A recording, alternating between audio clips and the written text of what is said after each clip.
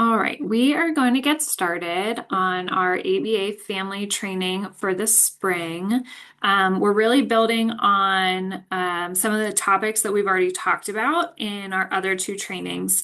So those are the one is posted on YouTube. We'll make sure the fall one is as well, but the winter one is posted on YouTube, and it is mainly around toilet training. So we're going to briefly review that today to get started. But if you need some reference for things that we've already started talking about, you can refer back to those presentations. So my name's Carly Weaver. I'm one of the behavior coaches at the IU, and I'm also an internal coach for our ABA program. Rachel Ashley is on too, and she will be taking some of these slides as well. And she is also one of our internal coaches. So we kind of split up the rooms and we're able to support the classroom teachers and your children in their ABA programming.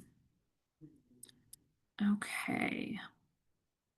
So today's goals would just to be to answer any follow-up questions about toilet training, look at some strategies for problem behaviors at home. We're going to be looking at using visual schedules, making choices, in the form of choice boards, which I know a lot of the speech language pathologists they'll send home, looking at what a forced choice is, using a promise reinforcer to motivate your child, and then also talking a little bit about kindergarten preparation as you enter into the summer.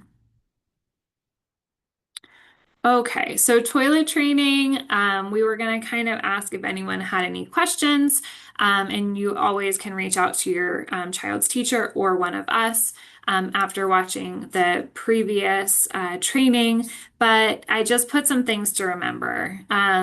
Number one, it's really like at least a 2-week process. So you want to look at your schedule.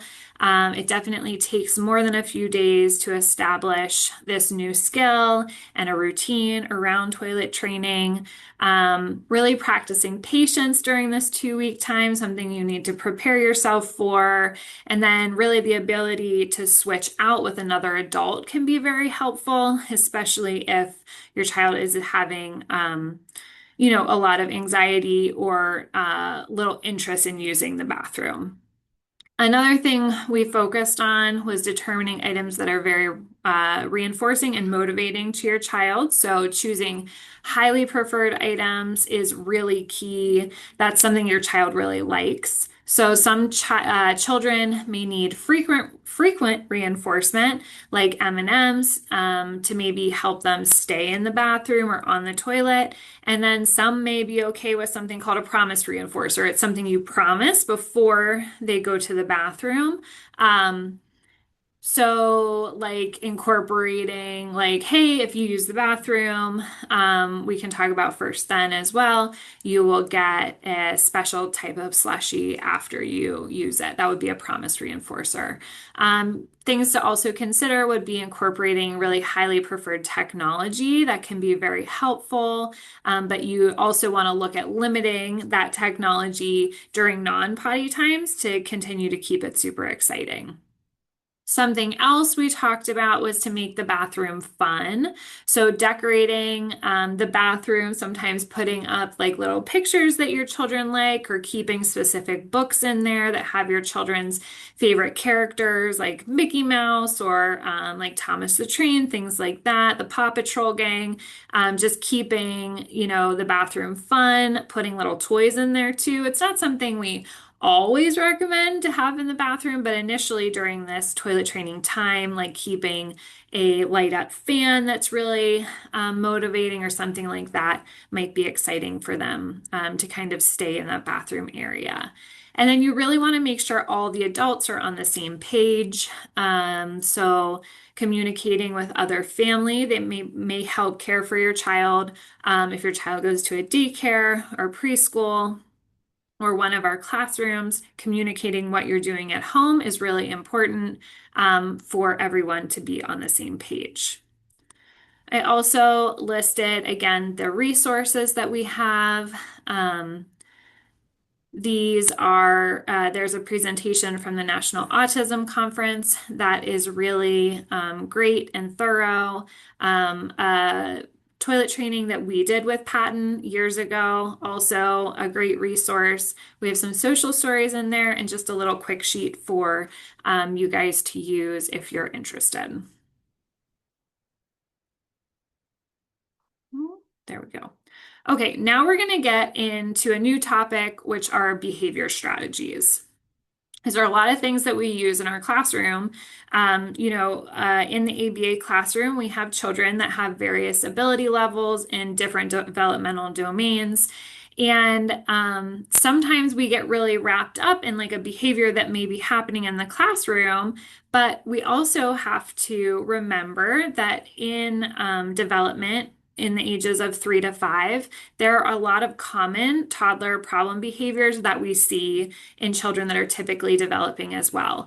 Toddlers also often exhibit defiance, sometimes physical aggression towards adults or other peers, maybe wanting to play by themselves or playing too rough, breaking rules, being impulsive. That's all very typical for a child of the ages of 3 to 5. So as a parent, we really can get wrapped up in these undesirable behaviors. And, we kind of then have to shift our mindset when we're working with our children that have some delays in development, and what additional supports we need to put in place to work on these problem behaviors. So we do worry about them as parents, but as educators, we really look, to eliminate these unwanted behaviors, and it is possible. So we're here to kind of talk through some of those things. So we might need that additional support, when there's a communication delay, when we're working on that in the classroom. If there's a delay in social emotional development, that might be triggering some of these unwanted behaviors. Is there a transition or a change at home? Did grandma come to live with you? Was there a new baby? Did someone move out and they're no longer there? You really have to, although your child may not be able to communicate that to you, that may be impacting your child daily and causing some unwanted behaviors. Also, if your child has some type of sensory needs, that might be impacting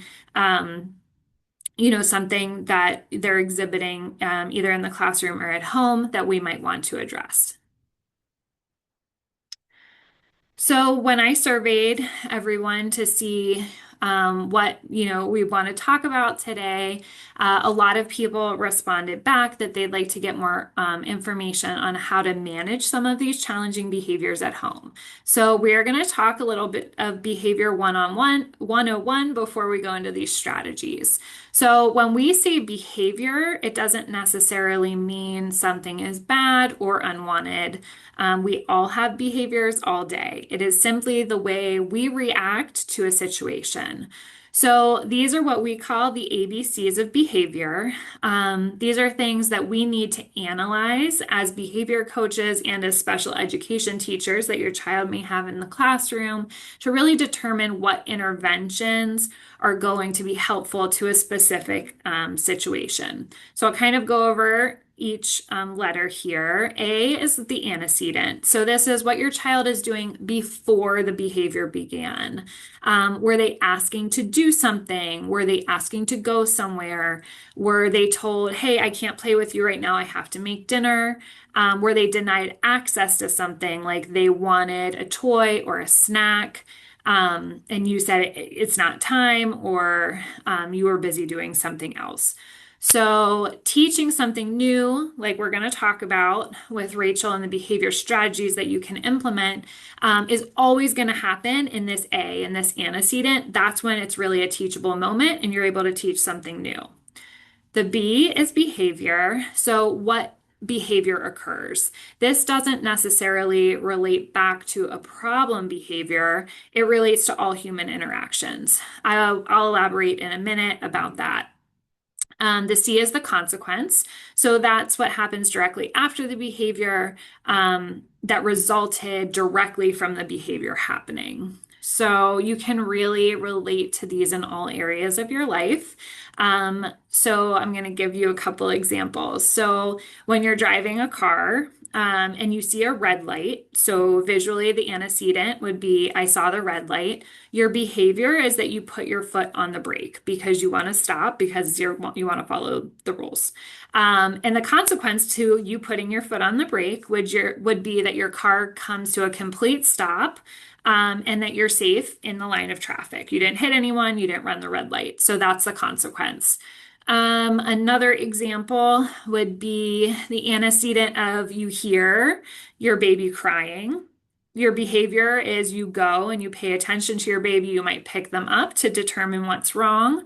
And the consequence is actually, maybe your baby stops crying. That's what happened directly after you picked your baby up. One more example would be an antecedent of you smell something burning in your house. So the behavior is you're searching for what it is, you see it, something's burning on the stove, and the behavior is you turn off the stove. And the consequence is that you didn't start a fire, your dinner isn't ruined.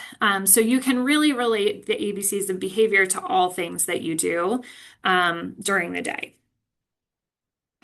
Okay, here's a video example of a behavior that is occurring with Johnny. So we're gonna watch part of it and then talk through it. Um, okay, let's get this started here. Let's see if I can do this. Let's say mom is sitting at the kitchen table, Can hear it, busy Rach? going through the weekly mail. In walks little Johnny with a package of cookies or crisps or some other kind of sugary treat. You get the idea. Anyway, he walks up to mom and tries handing her the package. Little Johnny then calmly says, "I want a cookie." Mom, slightly annoyed, mainly by the mountain of mail she's working through, briefly looks up from the table and says, "Not right now." Johnny, again shoving the package of cookies into mom's face, says, "I want a cookie now." Mom, growing more frustrated, really just trying to get her task completed, replies in a stern voice, "I said not now." Johnny, not liking that answer, began stomping his feet and screaming over and over again, "I want a cookie! I want a cookie!" Okay, so we're going to stop it there. So to determine what the antecedent is, sometimes it's best to determine what the behavior is first. So here are our choices for the behavior. Let's say mom is sitting at the kitchen. Okay, so these are your choices as to what the behavior might be. So was he stomping his feet, telling his mom he wanted a cookie after he was told no? That's something that he was doing. Or was it yelling that he wanted a cookie after he was told twice? So it's actually all of them. So children will try many things to get what they want. So there were multiple behaviors in this situation before we saw that escalation. So often we see escalation or more intense behaviors until someone gets what they want, especially in that toddler age range. So we really have to identify one of the four functions of behavior, which we're going to talk about next. Okay. So these are the four functions. There is a fifth, which we will touch on at the end. So attention, escape, sensory, or access to tangibles. So these are really the why as to why someone would exhibit a type of unwanted behavior. Attention is really looking at gaining attention from someone else. This can be in a positive or a negative way. So an example would be, when I start talking on the phone, when I get home from work, my son starts yelling loudly and jumping on the furniture. So he's trying to gain my attention because it was taken away from him. The function of escape is to leave or escape a situation, activity, or a person. So every time an example would be like every time Timmy hits his brother, his mom moves him into an area all by himself. And so he hits his brother in order to get his alone time. Some of our children we can relate that to because they don't want to be in a social situation. They're trying to escape that situation and leave the group. Another example, and I think we've talked about this in previous trainings as well, your child starts to cry as soon as you put them in the shopping cart at the grocery store, and then you pick them up immediately. So it's learned that if they cry, then you'll allow them to escape the situation that they're in, and you'll carry them through the store. Or even worse, it escalates because they want to leave the store and everyone leaves. So that would be an escape function of behavior. Another one we see a lot in our EI classrooms is access to tangibles. So that would be access to a specific item or activity that they don't have at that moment. An example of this that I've been, that has happened in my own life is you're out to dinner, you're trying to have a nice dinner with your family, and your toddler starts jumping on the booth and throwing crayons. You reach into your bag and you pull out their iPad or a phone. So they're exhibiting that behavior because they know if they do that, you will give them what they want, which is the iPad or a phone or something like that. They're gaining access to that tangible item. Another one that we consider, especially with our children that may be on the autism spectrum or have, a different developmental delay, would be sensory or self-stimulatory function. So they're engaging in a behavior to give themselves some type of an internal or external pleasing sensation that we might not be aware of. So the behavior of like your child may not want to keep their shirt on. And they want to take it off because they like how it feels to be without a shirt. So that's more of, it's not because they don't want that shirt or they want to get your attention to take the shirt off. They physically don't like how it feels, so they exhibit that behavior. We see that sometimes, like if we have a child that spills something on themselves and they then will strip their clothes because they don't like that feeling. So that would be more of like a sensory type of behavior. Okay, so the fifth factor that we do look at in our EI classrooms, especially with children that have some communication delays and can't verbally tell us what's going on, would be a medical function. So if we see an increase of biting, they might need to go to the dentist. There might be something in their mouth that's bothering them. We look at aversions to specific food. Maybe it's bothering their belly. An increase in spitting or hitting their head, or maybe like trying to get some pressure on their head, maybe an ear infection. So we usually consider something medical if there's like a very a big jump in behavior that's not usually seen. So if a child all of a sudden starts biting and it's really out of the ordinary, we will contact the family and say, hey, like this is not usual. Maybe we should look and see if something's going on in their mouth or if they have an ear infection, take them to the doctor just to rule something like that out. Okay. And referring back to that video, we can look at the function of Johnny's behavior is to get that cookie. So now we know the behavior and we know the function, so we can really just determine the antecedent. So Johnny asked for the cookie. Was it Johnny asking for the cookie or was Johnny hungry?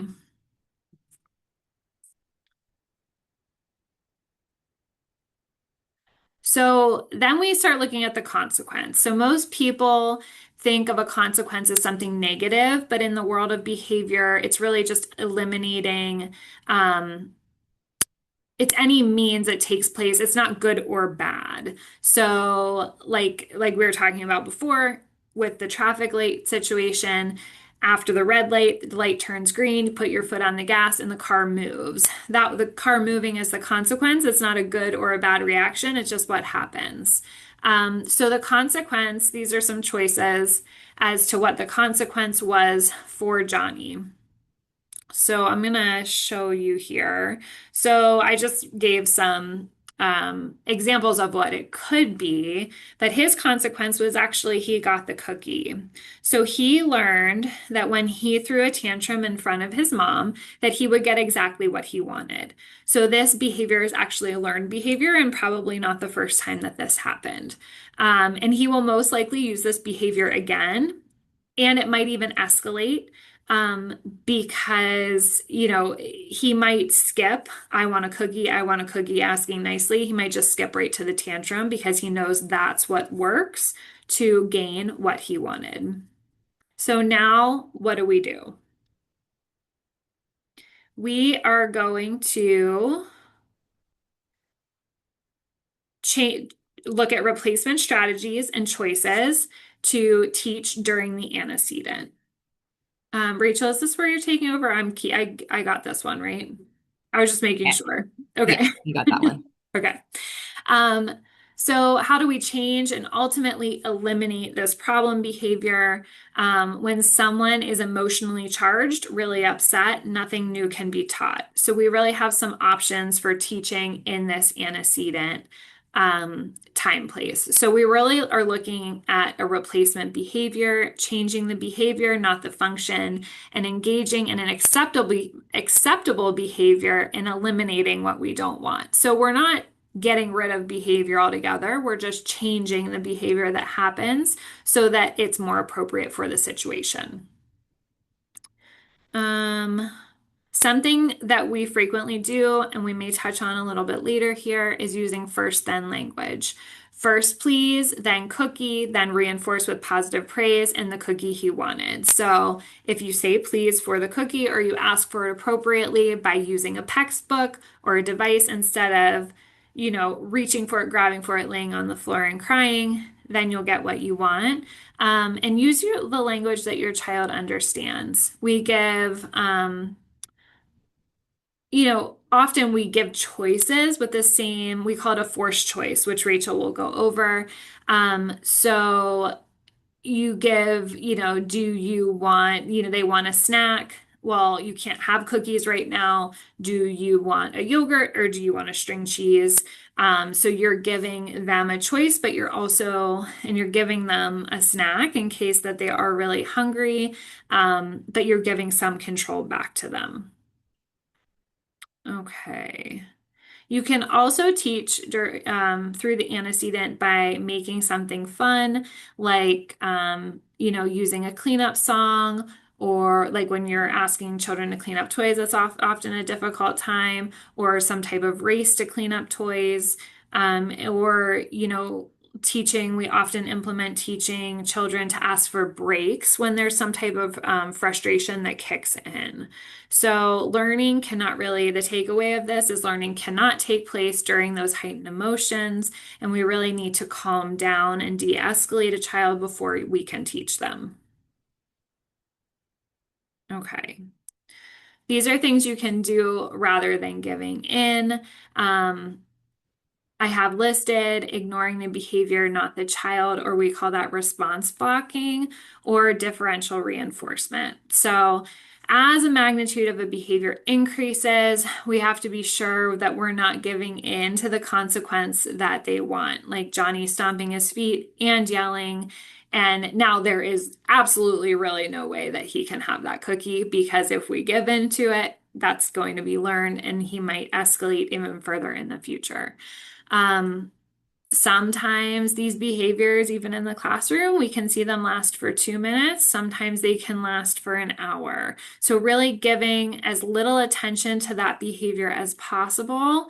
Often our children continue a behavior for that attention piece that they're going to get from it. So we can't give them attention while they're acting in a destructive way. So you would, we always make sure a child is safe and that they're not going to harm themselves or anyone else. But giving children that space to de-escalate, even if it's loud and unwanted, really will help you in the long run.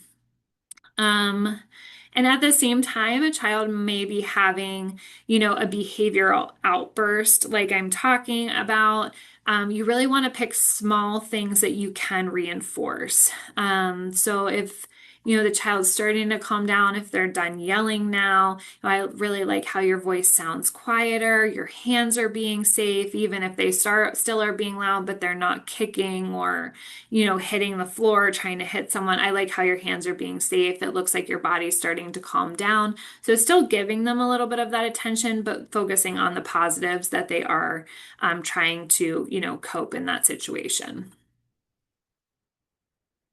Okay, this is not easy, but it does work. It just takes a little bit of practice, consistency, and being willing to go through that escalated behavior is really the key, even though it's really difficult. And unfortunately, it may get a little bit worse before it gets better, especially if it's a behavior they've been engaging in for a long time. When it no longer works for your child to get what they want, they will increase the frequency and intensity. So you really have to stick it out and, really just kind of go through it for a little bit. Um, this behavior from an adult or a caretaker really does have to happen before we can get a behavior to go away or go into extinction. Is like the term that we use while we're behavior coaching. So looking at differential reinforcement is really key too. To reach like the desired consequence that you want. So do they really like tickles from mom or dad? Is there a fun game you can play? Are there small edible rewards that come along for doing something less preferred? You really want to like kind of up your ante for really desirable behaviors.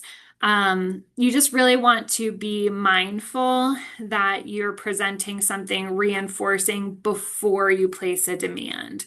In some previous presentations, Rachel and I have talked about bribery. What's the difference between reinforcement and bribery? So, a way you could phrase it is we're going to clean up and then we're going to play our favorite game. So, it's a first then statement. Avoid, we're going to clean up. And then your child starts to yell and carry on, and they don't want to clean up. And then you present the what we call the bribe. Well, if you clean up, we'll go play your favorite game. That will ultimately lead to the behavior stopping quicker, right, in the short term, but you're really just starting a new behavior pattern that you're going to have to break. So if you present, the first then, first, we need to go to the doctor's office. Then we're stopping for a milkshake. If the doctor's office is kind of triggering, you have a promised reinforcer that's really motivating. We're going to go to the doctor and then this. If they're already at the doctor and they're already having a really hard time and engaged in some type of problem behavior, we don't want to say, oh, don't, we're going to go get a milkshake after this, because that would be a bribe. And you're really feeding into that behavior that's already being displayed. Okay, I'm going to turn it over to Rachel. Okay. So we're just going to dive a little deeper into the antecedent strategies that Carly lightly mentioned as she was talking. And so just a review that antecedent strategies are things that happen before the behavior occurs, or kind of in that downtime before maybe the next behavior is going to occur. So really, we kind of notice that as when, our kid or our student is calm or in this baseline where they're, compliant, they're having fun. And that's really where we kind of teach and show those strategies and get them to work successfully.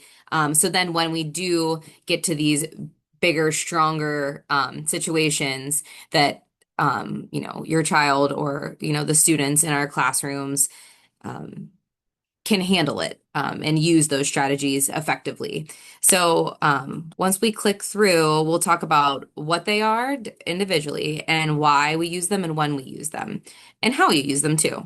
So the first one is visual schedules. If you could skip over there for me, Carly. Or can I click? I don't know if I can. I can. Okay. Visual schedules. So this is one that we use in all of our classrooms. We use in a couple different ways. So a visual schedule is posted in every one of our classrooms. It has what we do all day. It has the images next to what we do all day, um, the time we do those each day, and some even have staff where they're at and what location they are at in the room. There are some students that even have individual schedules that they carry around with them that actually narrate exactly what their day is. Sometimes they can cross them off, they can close the flap, and it really is used to make the day more predictable and allows the student to have a sense of control over what's happening next. This can also help during, a meltdown, because if a child's having a hard time processing information and they're not taking in our words, it's nice to have that visual to refer to. It's just more concrete for most all children, but especially children with language delays. And they're more likely to grasp, that visual of what to do with limiting language, for them to process. And that just leads us to also using fewer words. So then that way everything doesn't get all confusing and jumbled together. And just a visual can help with that. Here's two examples here. So why we use visual schedules, which I kind of just said, it helps provide children with a sense of direction and routine. They typically, help transitions go more smoothly from one activity to the next, knowing what there's to expect. When it's best to introduce these at the beginning of a routine or the end of a routine to let them know what's coming next. So here's two visual examples here. One you can use in the morning, and for Jack, he woke up, he checks it done. He went to the bathroom, checks it done. Next, he knows he goes to eats breakfast. He then gets dressed, and then he gets his backpack and goes to school. And that just sets him up every morning. So, all the morning things get done. He has a nice understanding of when things happen and what. Especially when, you're changing floors in your house, like maybe once he leaves upstairs, he doesn't sometimes remember that he has to go back upstairs to, get dressed or brush his teeth after he eat breakfast. So it's a nice visual to help with that. And then we have ones in our classroom bathrooms as well, but this one's nice to have in the bathroom that just narrates the order of tasks when you're going to the bathroom. So, you pull your pants down, and then, you eventually sit on the toilet, and then you stand up from the toilet, pull your pants back up. All of the steps that can help keep everything flowing in a nice, systematic way. Okay. Next is First Then. And this is just a smaller version, really, of a visual schedule. So this provides children with visual cues of what needs to be completed before a preferred activity. So this is just a smaller version that helps them see what's coming after the task. Usually we make these for something that might not be preferred, and then they get to do something preferred afterwards. So Carly was using it verbally in past slides, and things like first we do learning time and then you get tablet time, or first we are going to read this story and then you'll get to play with Play-Doh. So this could be used anywhere. First we go to the doctor's, then you get a milkshake, those kind of things. And it's just a little smaller version where only they can see what's happening in the moment. It seems to work, very well. I've used it at home as well, with my 4-year-old, and just that those fewer words and with or without the visuals can make the transition so much more smooth. Let's see. Next is choice boards.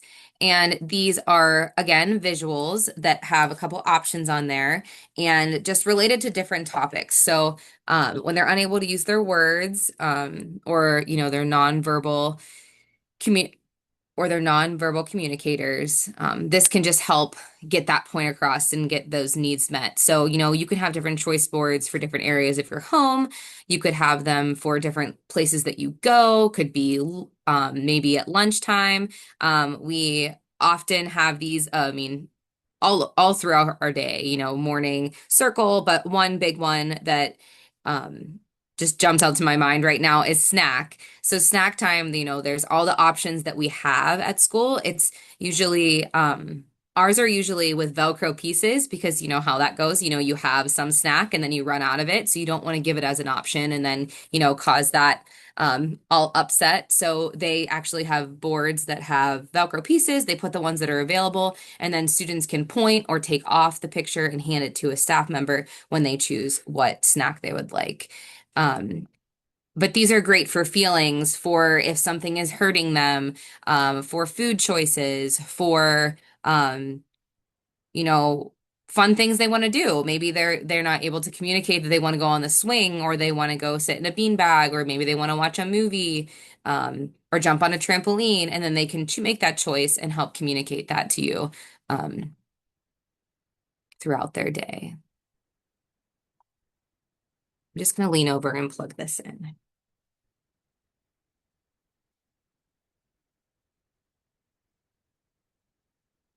All right. Next is forced choice. So this one can be used with visuals or just, with actual objects too in your house, if you're able to do that. But a forced choice is, provides a sense of control and reduces the problem behavior, but there are options that you're okay with either choice being made. So it increases their independence to be in control, but it's still are things that you are okay with either choice being made. So I was going to get an example, but that's coming in a couple slides. So, it could be, would you like to play with the cars or would you like to go on the swing? And it's just a smaller version of a choice board, really, where the child can make the choice, but they are both acceptable. But one important key with forced choice is once you give the choices, you have to be able to follow through with them. So, when you start out, make sure that, you have those cheese balls or, because I've been there too, where my husband and he thought there were gummies in the house. It was given as a choice or it was part of his first then option, and we didn't have any gummies, so you have to make sure those kind of things, especially, I feel like edible food things are the most important one. Just make sure you have access to that immediately to provide it. Or, you don't want to give options to pick swing if it's thunderstorming outside. So, making sure that they are able to be followed through with is important. All right, here's where I was going. Some of the scenarios, just to kind of put it into real life situations. So, this first scenario, your child will not get into the car to leave for the store. Things to try. So, as I said before, these are antecedent strategies. So these are things you want to have before you even either get in the car to go to the store or get out of the car to go into the store. And these things would be in place so you can set yourself up and your child up for success. So having a visual schedule and putting an exciting activity on the schedule for after the store. First we go to the store, then we go to the park. Really kind of get yourself through the store so we can go do something fun. That could be in a first then, or it could be if maybe you have it very planned out where Wednesdays are the day you go to the store, and maybe that morning schedule is a whole visual schedule that just gets the visual of the store being in there as well. A fun bag, I use this anywhere we go. We call it a busy bag at our house, and it's just items that are, acceptable to have. There's not a million pieces. They are able to be held onto. We don't always need like a table to play with them.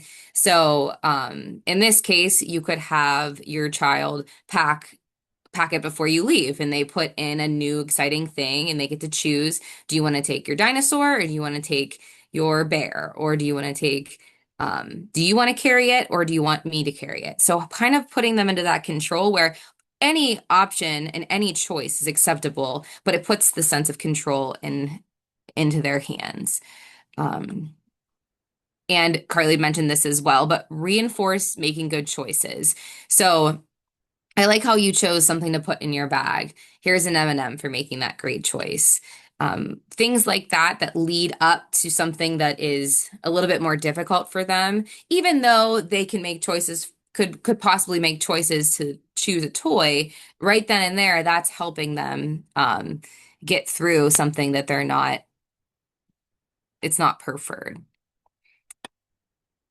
And then again, sorry, again, following through with your expectations. So this is something too, tell yourself as a parent, which I often do this, okay, like what is my expectation for them at this store?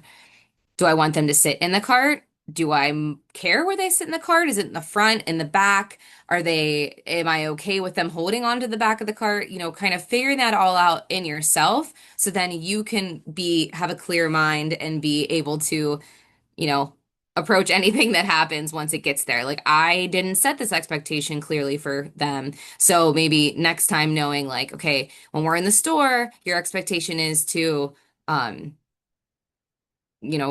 your bum in the seat, have your volume, describe how your sound and your volume can be. And really like laying that all out there both for you and your child. And the trickiest part is of all, which I know Carly and I have both experienced this in our personal life, but if there is problem behavior or a tantrum, you're still following through, you're still, reinforcing those good choices. And even if, they're flailing everywhere and screaming, but then they stop flailing and then you can get them back in the cart, but they're still crying, reinforcing that like their body has become calmer and really finding those little pieces of positives in there to then hopefully keep them on the right track to continue to calm down and get through something that's difficult for them.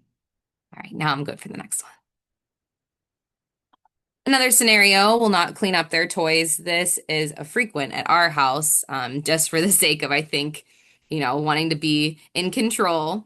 A lot of times you can use specific language, like, okay, you pick up the blue blocks and I'll pick up the red blocks, making it more like a game. I find it, even in our classrooms, that when the students see us doing it alongside with them, they're more likely to do it because then they're seeing a model, but they're also, feel like they're being helped. So that's a really good one to use with kind of designating what color cars to pick up, what color blocks, or, if they can identify how many, you pick up 10 blocks or you pick up 10 crayons, and kind of ending it, maybe, picking up some and not all might be intriguing to some. And you can use first then for here. First put the toys in the box, then we'll get a snack, or then we'll get, a pack of gummies. And then using the forced choice can work here as well. So do you want to pick up the cars or the blocks and having them pick up a specific item? And this can be hard sometimes. So, you can start small, using that specific language. And if there is crying, but your child is still putting the blocks in the bin, let it be, as long as they're following through with some. And if they're not in danger to themselves or others, then they are following through with that directive that you're giving them. And, you can reinforce that behavior. Okay. Some easy ways to practice, which we just, kind of ran through, but would be to create a visual schedule for something they like to do. So, maybe they like to go to the park or just in the morning or bedtime and make it just a couple pictures long. And that way you can do it together. Or something maybe you and them do together, which is a big one that can be easy to start. Offer forced choice during snack or play. Those are pretty preferred for a lot of kids, and putting options that they love or things they like to play with. Um, and then creating choice boards to use when they're engaged and happy. So, during that snack time, during play, um, maybe um, maybe they get to pick out what shirt they're going to wear or what outfit they're going to wear or shoes. Um, and they can pick one off of that. Can easily be, um, more easily be implemented whenever they are happy and engaged and compliant.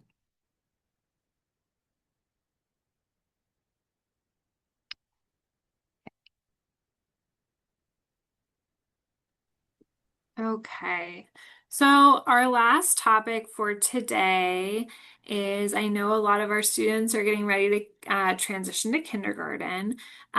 So something that one of our supervisors often tells parents, which both Rachel and I love, is you don't have to get your child ready for school. School has to get ready for your child. So that's something that we really believe. And a lot of our schools in the area really feel that way as well. I know that, we can have a lot of apprehension about sending our child to kindergarten to new people. But, it really is something that the districts pride themselves into accepting all types of learners, accommodating for all types of things, just like our IU classrooms do. So here are just a few little tips for your summer and transitioning to kindergarten. I really encourage reading books to your children if you can, or watching books on an iPad or a TV if that's something they're more interested in about kindergarten, using that word a lot. Download once you get a child's teacher or you make contact with them, really make sure to download any type of communication app from your child's teacher. A lot of people, at school age will use Remind, Class Dojo, things like that. You really want to make sure that you are able to be in touch with that teacher. And often they send you great pictures and things like that of your child too. Make sure you're really referring to weekly calendars for any changes once they go to school, so that you can prepare your child so your child knows what to expect during their classroom day. A lot of our districts offer visits during the summer, whether you set that up individually or some of them host camps and things like that for our child or our children that have IEPs or differing ability levels. They have camps that, the kids can go and get used to new staff, new buildings, things like that. Go and play on the playground at your child's new school. This can be really comforting and exciting thing that you can do in the summer together. And then when they get there in the fall, they're like, hey, I know this place. I know this playground. It's something very positive that we come to. So that can be a nice strategy for them. Making a visual schedule like Rachel showed you of like Jack's morning routine. If you're able to outline that, or even for their whole day, like we have our morning routine, we go to school, you're going to ride the bus, and then a picture of mom or the family or your house or something like that to kind of set them up for what they're going to do throughout the whole day. And you really can, lean on your child's EI teacher right now to say, hey, what do you think would help Johnny transition to kindergarten? Do you think some type of visual schedule, or a countdown or something like that would help? And they can definitely make recommendations. We really recommend starting your routine 2 to 3 weeks before school starts. Start that morning process. Some of our kids aren't morning people, so make sure you're getting up, you're kind of following the routine as to if they were getting on the bus, and then you can go about your day. But making sure that you're getting them to bed a little bit earlier, things like that, if you can, just to make that consistent with the start of school. No one can transition just in a few days to a new sleep schedule. So, trying to get to bed earlier, even by 10 minutes every night. I know summers get crazy, but can really help with your child being able to get up in the morning. And then really simplify your morning. We do this at our house. My child's transitioning to kindergarten next year, and I plan on doing this on Sundays. So we're going to pick out clothes for the week. They have those like hanging baskets, and kind of putting everything your child needs in for that week in the little cubby so that everyone's day is easier in the morning. Some of our kids are very particular about what clothes they wear, what the fabric feels like, things like that. So really making sure that if Ellie likes to only wear pink. She helps you on Sunday and she picks out all her pink shirts and they go in the baskets. And, so you're not catching yourself having to do that last minute load of laundry to make sure that your next morning goes smoothly. Make sure you check backpacks. A lot of information comes home in children's folders, and then prep any lunches before, can be helpful so you're not, figuring out last minute snacks that your child might need for school. Okay, so if you have any questions, you can feel free to email and I can get you in touch with the right person to kind of answer those questions or answer them myself. We also have the Family Support Padlet. I guess you probably wouldn't be able to click this link here, but if you email your child's teacher or myself, I can send that to you. We have summer activities you can do on there, as well as some of our family resource trainings that also touch on kindergarten to kind of help you through the summer. So I hope you found this useful. We will be sending out information in the fall for upcoming trainings for our ABA families and kind of go over basics again. So stay tuned for those. And we really